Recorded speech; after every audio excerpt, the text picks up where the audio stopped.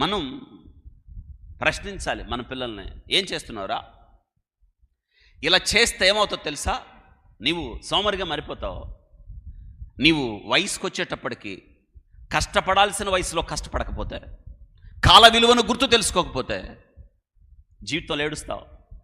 ఈరోజు శ్రమ పడకపోతే మరొక కాలం రాబోతుంది, ఆ కాలానికి నీవు దరిద్రుడు అవుతావు. చెప్పాలి. చాలామంది ఏమంటారు తెలుసా? మాకు ఆస్తులు ఉన్నాయండి,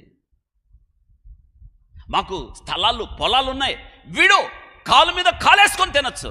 ఇది కుదరదు, ఇది అవ్వదు, వీలు కాదు. నువ్వు చెప్పినంత తేలిక కాదు. వాడు అలా బ్రతికేయడం.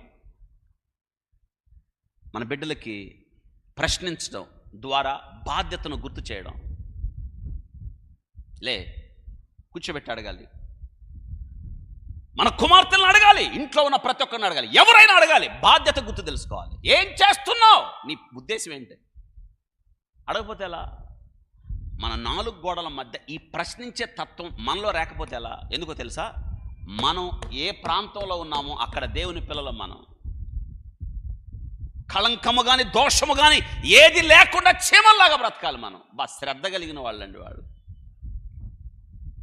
మన ప్రాంతంలో మనమే గుర్తు రావాలి. మన భక్తి, మన విశేషమైన జీవితం, మన క్రమశిక్షణ, మన నడవడిక, మన శ్రద్ధ, మన పనిచేసే తీరు, ఇతరులకు నష్టము కలిగించని మన జీవిత విధానం, ఇది చేయాలి కదా మనం.